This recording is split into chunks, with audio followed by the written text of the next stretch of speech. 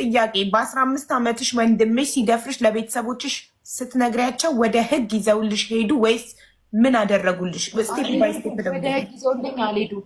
የድሮ ቤተሰብ ታውቂዋለሽ፣ የቤተሰቡን ክብር ስለሚፈልግ ሚስጥር ነው ያደረጉት። ሚስጥር አድርገው ጸጥ ብለው እንዲወለድ የተደረገ። ዝም በይ ተባልሽ አይደል? ዝም በይ ተባልሽ። እሺ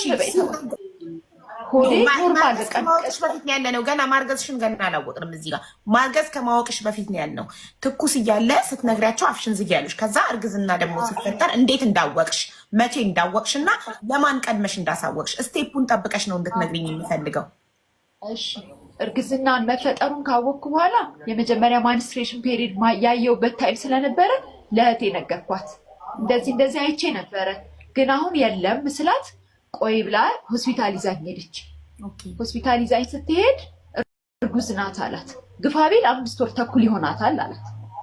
ከዛ በኋላ እሷ ለማስወጣት ነበር ይዛኝ የሄደችው።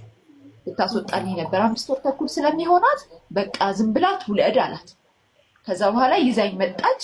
ያለውን ነገር ለቤተሰብ አልነገረችም። ለዶክተር በወንድምሽ ተደፍራሽ እንደሆነ ትውለድ ሲላት ከወንድሟ ተደፍራ ነው የጤና እንከን ሊያጋጥመው ይችላል አካል ጉዳተኛ ሊሆን ይችላል ብላ ለማስረዳት አልሞከረችም? እህትሽ ለዶክተር ለማስረዳት ሞክራለች፣ ግን 5 ወር ተኩል አልፎታል ትሞታለች አላት። ለመውጣት ከወንድም እንደሆነ ነግራ ዶክተሩ ትቀጥላለች።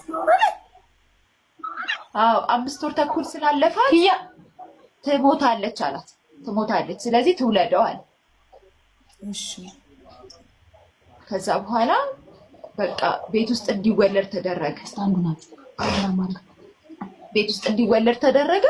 ቤት ውስጥ ተወለደ ማለት ግን እንደ ልቡ እንዲሆን አልተፈቀደም። በቃ እየተዘጋበት ለምሳሌ አራስ ሆነን ሰው ከመጣ ምንም እንትን እንዳይል በቃ ማውራት ቴቴ ማማ የሆነ እድሜያቸው አለ አይደለ እንዳይናገሩ በቃ ጸጥ እንዲል የሆነ ክትባት ምናምን ራሱ ሲሆን ሌላ ቦታ ይዤ ሄጄ እንዳስከትብ ሰው ተደብቄ እንዲሄድ ተደርጎ ነው ያደገው። እሺ ማለት እሱንስ ምን አሉት ቤተሰብ? ምን ቀጡት? ይህን በማድረጉ ምንም አልቀጡትም። ይኸውልሽ አቢባዬ ይሄ ነገር እንደተፈጠረ እሱ ከኔ ቀድሞ ስራ አግኝቶ ሄደ። የት? እኔ 5ኛ ክፍል እያለሁ ነበር ይሄ የተፈጸመው እና ያኔ ልጅ ስለሆንኩኝ ምንም አይመስለኝም ነበር። የልጅም ኃላፊነት ምን ማለት እንደሆነ ስለማላውቅ ምንም አይመስለኝም ነበር። እህቴ ነበረች ትሪት የምታደርገው እህቴ። ከዛ እህቴ ከአጠገቤ ያልነበረችም ወደ ክፍለ ሀገር ስራ አግኝታ ሄደች። እሱም ስራ አግኝቶ ሄደ። ግን እንደዚህ ስለ ልጁ ኃላፊነት ብዙ አልወስድም። እህቴ ነበረች ኃላፊነት የምትወስደው። ከዛ በኋላ ልክ 2000 ዓመተ ምህረት ላይ እህቴ ያረፈች። እህቴ ስታርፍ ልጁ በስነ ስርዓት እኔ ላይ ሆነ ኃላፊነቱ። እኔ ላይ ኃላፊነት ሲሆን ያን ሁሉ ዓመት 7 ዓመቱ አካባቢ ነበር። ትምህርት ቤት አልገባም ነበር። ኬጂ በሚገቡበት እድሜ ኬጂ አልገባም። አፉን ብዙ ስላልፈታ አፉን ደግሞ ያልፈታው ቤት ውስጥ ይደበቅ ስለነበረ ነው። ቤት ውስጥ ይደበቅ ስለነበር አፉን ስላልፈታ ኦቲዝም እንዳለበት ነው።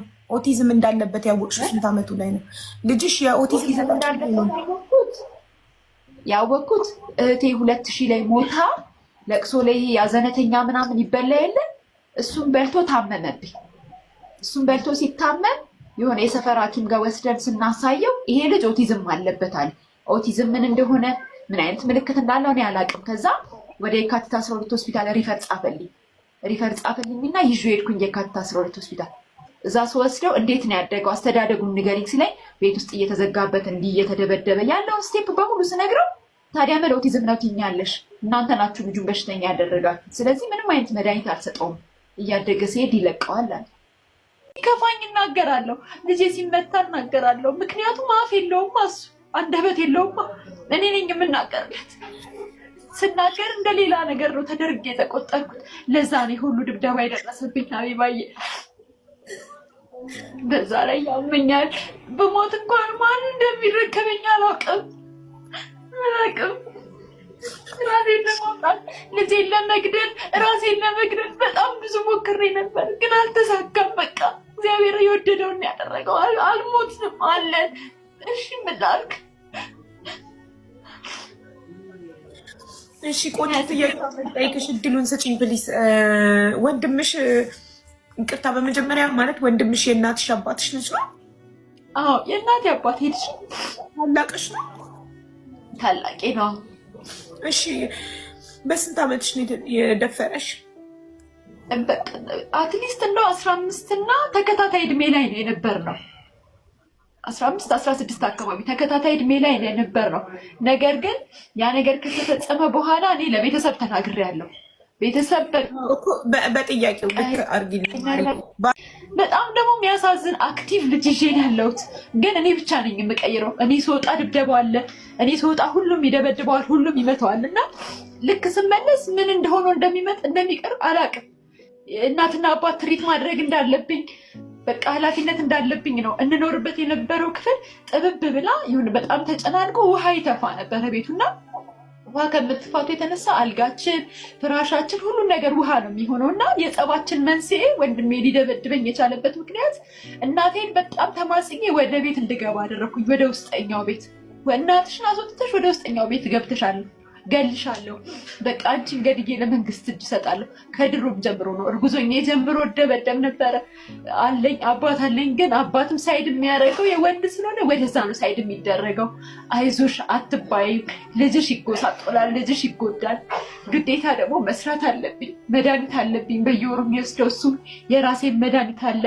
ለምን አባ ነው የምትሰድበኝ? በሷ የተነሳ መግደል ካለብኝ ገላለሁ። ታውቂኛለሽ። እደፋለሁ እኔ ራሴ ክፍታፍ አርህን ራሱ አትገልም። አርህን ኦኬ ጀምረናል። እንግዲህ ስሜን እንዳታነሳ ካሁን በኋላ ኦኮቴ ክፍታፍ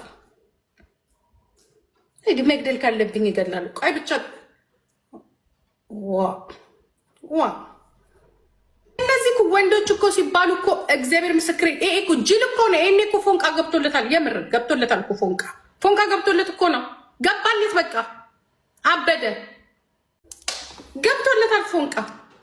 አፈር ብላ አፈር ያስበላ መችስ።